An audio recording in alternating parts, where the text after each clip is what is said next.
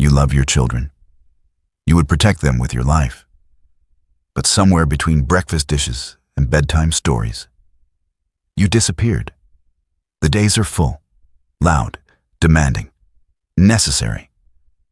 Yet when the house finally goes quiet and you sit alone with your thoughts, a question lingers. What did I build today that will still matter in 5 years? For Lisa Bennett, that question became impossible to ignore. Lisa was 32 years old, living in a quiet suburb outside Denver. She had 2 children under 6, a stable home, and a husband who worked long hours to provide for their family. From the outside, her life looked complete. Inside, it felt paused. Before motherhood, Lisa had gone to art school. She used to stay up until 2 a.m., sketching logos, experimenting with typography, or building imaginary brand identities for companies that didn't exist. Her professors had told her she had an eye. Her friends said she would start her own studio one day. She believed them. Then life accelerated. Marriage, pregnancy, sleepless nights, toddlers, preschool forms, grocery lists that never ended. Her sketchbooks were packed into a storage box labeled Later. Later never came. By 32, Lisa's days were consumed by tasks that mattered deeply, but none that felt like they belonged to her. She wasn't ungrateful. She was unfinished. And unfinished dreams don't disappear quietly. They echo. One evening, after a particularly exhausting day of tantrums, spilled milk, and laundry that refused to fold itself, Lisa stood alone in her bathroom. The house was finally quiet. She looked at her reflection and felt something she hadn't allowed herself to name before. Who are you now? The question frightened her, because she didn't know. She knew who she was to everyone else: mom, wife, caregiver. But who was she becoming? That night, she scrolled through Instagram longer than usual. Designers her age were launching studios. Mothers were building Etsy shops. Women with toddlers were running online brands from their dining rooms. She double-tapped their work and whispered, "I could have done that." Not better, just done it. And that quiet grief began turning into something heavier. 2 weeks later, Lisa attended a birthday dinner for an old college friend. At the table sat Rachel, someone she had once competed with in design critiques. Rachel now ran a small branding studio from home, and when Lisa asked how she managed it with a toddler, Rachel shrugged casually. "I only worked 1 hour a night when she was little." 1 hour. "That's it?" Lisa asked. "That's all I protected," Rachel replied. 1 hour that belonged to my future. That sentence followed Lisa home. 1 hour. She didn't have free afternoons. She didn't have childcare help, but she had 9 to 10 p.m., the hour she usually gave to scrolling and numbing. At 11:38 p.m., lying in bed, she opened her notes app and typed, "Sacred hour, 9 to 10 p.m., starting tomorrow." The first night almost didn't happen. The kids went down late. The kitchen was still messy. She was tired. Her mind offered reasonable excuses. Start Monday. Start next month. Start when things calm down. But she remembered Rachel's tone, not ambitious, not dramatic, just certain. So at 9:04 p.m., Lisa opened her laptop.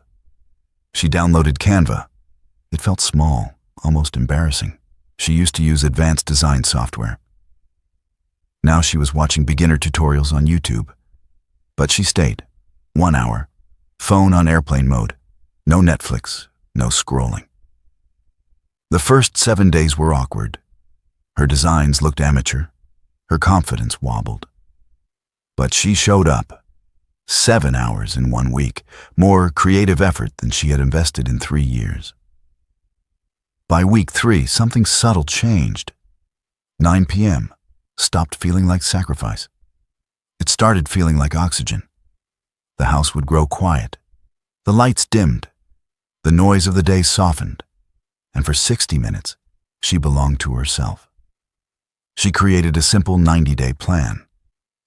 Month 1. Relearn fundamentals, Canva, typography, color systems. Month 2. Upgrade, Adobe Illustrator trial, advanced tutorials. Month 3. Build, mock brands, post online, offer small projects.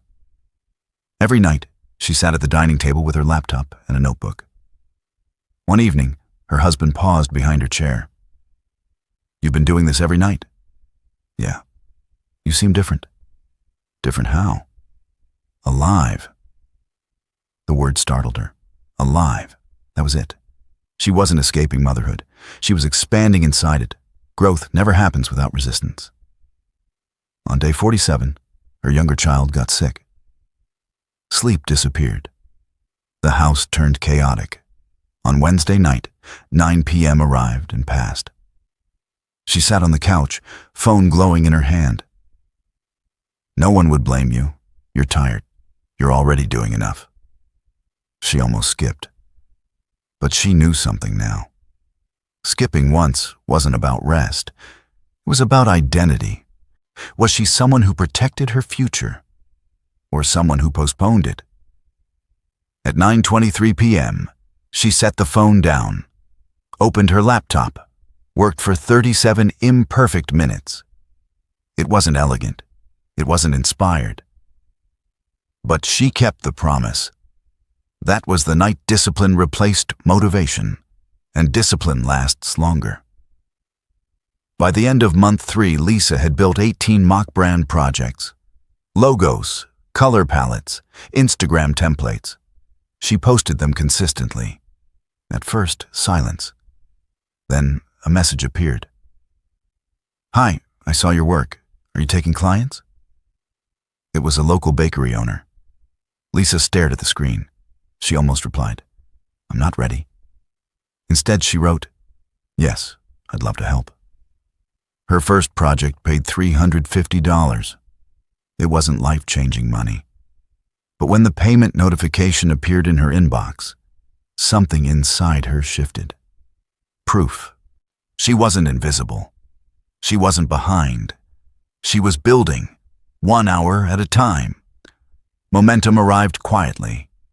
She reinvested her sacred hour into refining her process, learning client communication, studying pricing psychology, improving presentation decks. She raised her rates to $600, then $900. One evening, she hovered over the send button on a proposal. $1,200. Her finger trembled. 6 months ago, she would have accepted $150 just to feel chosen. Now she was about to charge 4 figures. She almost lowered it, almost edited the number. But then she asked herself the same question that had saved her on day 47. Am I protecting my future or postponing it? She hit send. The client replied the next morning. "Looks great. Let's move forward."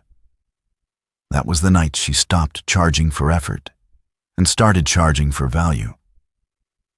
By month 5, she had 3 clients booked in advance. She built a simple website, designed her own brand identity. And then came a night that changed everything. It was 9:41 p.m.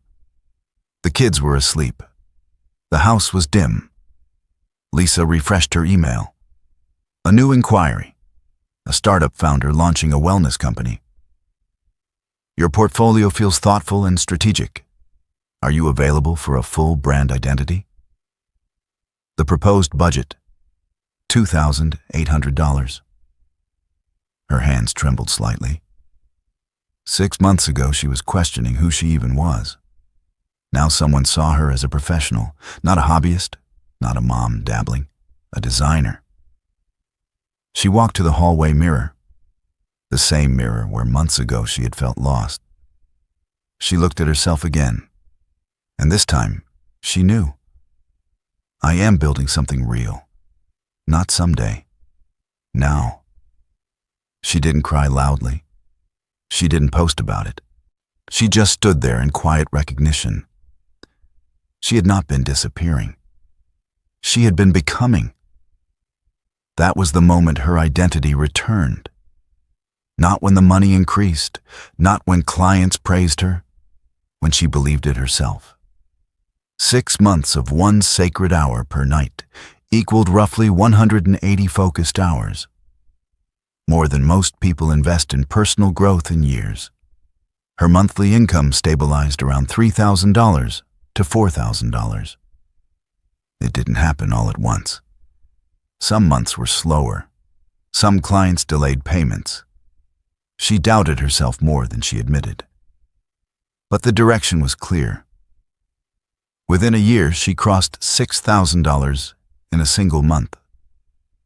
She stared at her accounting spreadsheet longer than usual that night.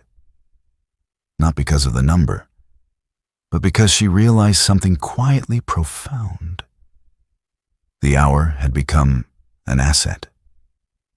By year 2, her design income surpassed what she once imagined earning at a traditional agency, all built from evenings at her dining table. She didn't quit motherhood. She didn't abandon her family. She expanded her capacity. Now, when someone asked what she did, she answered clearly, "I'm a brand designer." Not just anything. A builder, a creator, a woman who reclaimed an hour and changed her trajectory. Lisa's story is not about Canva. It's not about freelancing. It's about identity. You don't lose yourself dramatically. You lose yourself in postponement. I'll start later. When things calm down. When I have more time. Time rarely expands. It must be claimed. 1 hour per day is 4% of your life. Over a year, that becomes 365 hours. Nearly 9 full work weeks. 5 years. Over 1,800 hours. That is the equivalent of working a full-time job for nearly a year. Except the job is building you. Most people invest 0 hours in becoming who they want to be. Then they wonder why nothing changes. Lisa didn't find extra time. She stopped giving her time to things that didn't build her future.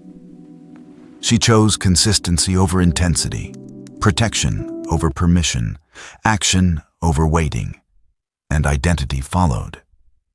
Somewhere inside your day, there is an hour leaking away.